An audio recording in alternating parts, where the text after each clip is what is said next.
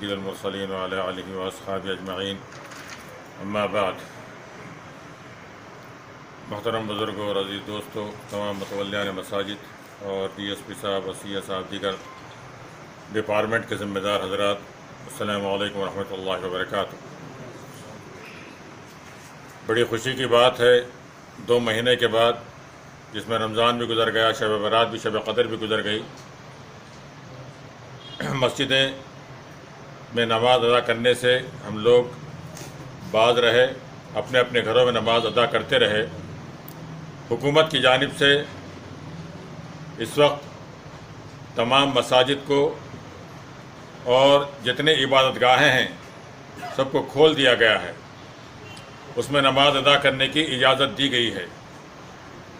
مسجدوں میں عبادت ادا کرنے کا یا نماز ادا کرنے کی اجازت دینے کا مطلب یہ نہیں ہے کہ کرونا وائرس ختم ہو چکا ہے۔ کرونا وائرس ختم نہیں ہوا ہے، بلکہ آج کے بعد سے شروع ہوگا۔ لاک ڈاؤن ختم ہوا ہے، اس کا یہ مطلب نہیں ہے کہ ہم ہر طرح سے آزاد ہو چکے ہیں۔ اب ہماری ہر ایک کی ذمہ داری ہے کہ حکومت کے بتائے ہوئے گائیڈ لائنز کو اپناتے ہوئے ہم اپنی روزمرہ کی زندگی گزاریں، اور نماز کے اندر، کاروبار میں، چلنے پھرنے میں، خرید و فروخت میں، ہر طرح کے اپنے ضروری کاموں میں حکومت کے بتائے ہوئے گائیڈ لائنز کے مطابق زندگی گزاریں، تو ہم بھی محفوظ رہیں گے، ہمارے آس پاس کے دوست احباب محفوظ رہیں گے، ہمارا پڑوس، ہمارا محلہ، ہمارا گاؤں بھی محفوظ رہے گا۔ اس لیے یہ نہیں سمجھنا چاہیے کہ گائیڈ لائنز کو اپنائے بغیر ہم زندگی گزاریں گے تو ہم بھی پریشانی میں مبتلا ہو جائیں گے، اور ڈپارٹمنٹ والوں کو بھی پریشانی کے اندر مبتلا کر دیں گے۔ اس لیے سب سے گزارش ہے، جو باتیں کہی گئی ہیں، جو آپ کو معلوم ہے، جس سے بچنا ضروری ہے، سننے کے بعد اس پر عمل کرنے کی ہر آدمی کوشش کرنی چاہیے۔ اس سے کسی بھی طرح کی غفلت نہیں برتنی چاہیے۔ یہ ہماری غفلت ہمارے لیے، ہمارے گھر والوں کے لیے، ہمارے محلے والوں کے لیے جان لیوا ثابت ہو سکتی ہے، اور اگر کسی کو یہ مرض لاحق ہو گیا تو پھر اس سے بچاؤ کے راستے بہت کم ہو جاتے ہیں۔ اس لیے مہربانی فرما کر تمام برادران اسلام سے اور خاص طور سے کدری کے تمام باشندوں سے گزارش کی جاتی ہے، حکومت نے جس طریقے سے رہنے کا اور احتیاط کرنے کا حکم دیا ہے، اس پر عمل کرتے ہوئے اپنی زندگی کی گاڑی کو آگے بڑھاتے جائیں۔ رہا نماز کا مسئلہ، مسجدوں میں آنے والے 5 وقتہ نمازیوں سے بہت صفائی کے ساتھ گزارش کی جاتی ہے، اور اسی طرح جمعہ میں آنے والے تمام نمازیوں اور مصلیوں سے گزارش کی جاتی ہے کہ وہ ان تمام قوانین پر عمل کرنے کی کوشش کریں، اور اس میں کسی طرح کی بھی کاہلی اور سستی نہ برتیں۔ جو باتیں آپ کو بتائی جائیں گی اس کو غور سے سماعت کریں، اس پر عمل ہر طریقے سے تم کو کرنا ضروری ہے۔ کسی بھی شخص کو اس بات کی ہرگز اجازت نہیں ہوگی کہ وہ مؤذن سے ہو یا امام سے ہو، کسی سے کسی قسم کی بحث کرنے کی اس کو اجازت نہیں ہوگی۔ مسجد میں آنے کے بعد امام صاحب یا مؤذن جس طرح سے کہے اس طرح ہر مصلی کو، چاہے وہ چھوٹا ہو، چاہے وہ بڑا ہو، چاہے وہ مالدار ہو، چاہے وہ ذمہ دار ہو مسجد کا، اس کو اس کی بات کو سن کر اس پر عمل کرتے ہوئے مسجد میں آنے کی اور جانے کی کوشش کرنی چاہیے۔ یہ نہیں ہونا چاہیے کہ مؤذن ہم کو کہنے والا ہے کیا، امام ہم کو کہنے والا ہے کیا، تم کون ہم کو روکنے والے ہو۔ اس طرح کی باتیں ہرگز نہیں کرنی چاہیے کسی بھی مصلی کو۔ اگر کوئی اس طرح کی بحث کرتا ہے وہ قانوناً جرم کہلائے گا، اور اس پر سخت ایکشن لیا جائے گا۔ اس لیے جو طریقے بتائے جاتے ہیں اس پر عمل کرتے ہوئے مسجد میں آنے کی کوشش کریں۔ مسجد میں آنے سے کسی کو منع نہیں کیا جائے گا، نماز پڑھنے سے کسی کو منع نہیں کیا جائے گا۔ منع صرف یہ کیا جائے گا کہ آپ اپنے مرضی کے مطابق نہیں آئیں گے، آپ اپنے مرضی کے مطابق نہیں جائیں گے، آپ اپنی مرضی کے مطابق نماز نہیں پڑھیں گے، آپ اپنے مرضی کے مطابق مسجد میں نہیں ٹھہریں گے۔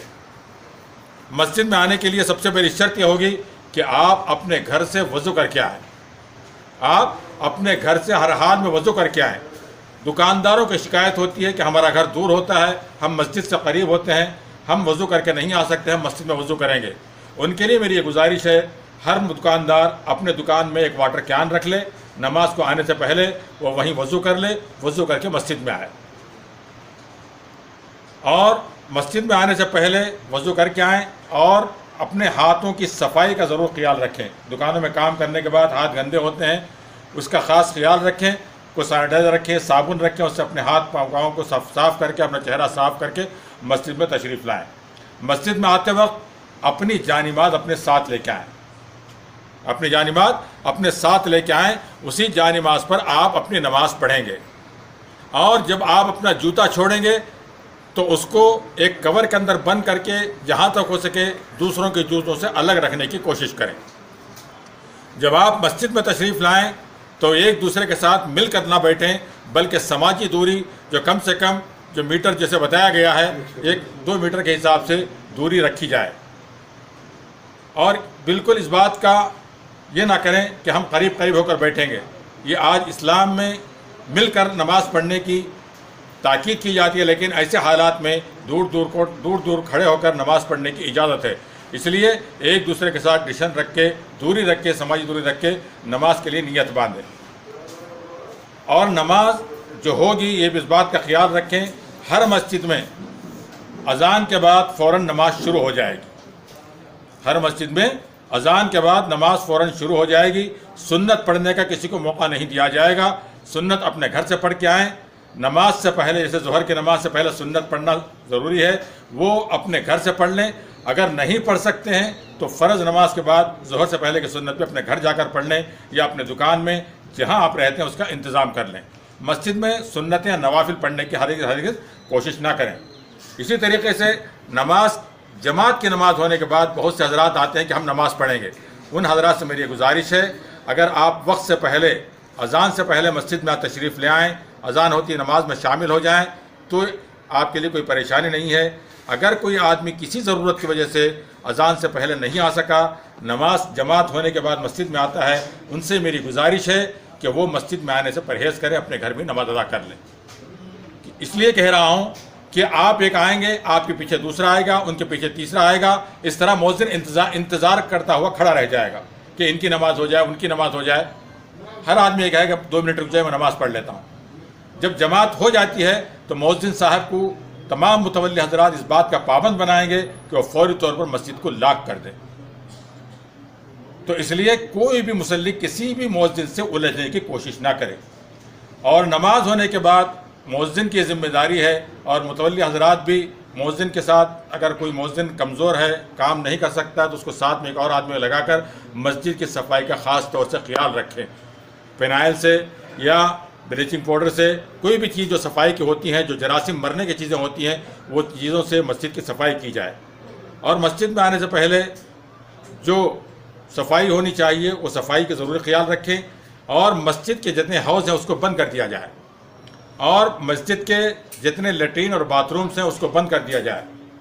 کسی کو ایمرجنسی ہے تو وہ جماعت چھوڑ کر اپنے گھر چلے جائے، اپنی ضرورت پوری کر کے پھر نماز وہیں گھر پر ادا کر لے. بالکل اس بات کی مؤذن پر دباؤ نہ ڈالے کہ لیٹرین کھولی جائے، باتھ روم کھولیں، مجھے فوری طور پر جانا ہے. اس طرح کے کوئی دباؤ ہرگز کوئی بھی نہ ڈالے. اگر کسی کو سخت ضرورت ہے تو میری گزارش آپ حضرات سے ہے کہ آپ سیدھے گھر چلے جائیں، وہاں اپنی ضروریات سے فارغ ہو کر وہی اپنی نماز ادا کر لیں. آپ اپنے گھر میں جو نماز ادا کریں گے، جماعت سے نماز پڑھنے کا ثواب آپ کو مل جائے گا، مسجد میں نماز پڑھنے کا ثواب آپ کو مل جائے گا. اس لیے بالکل اس بات کی فکر نہ کریں کہ میری نماز مسجد میں نہیں ہوئی، میری نماز جماعت سے نہیں ہوئی.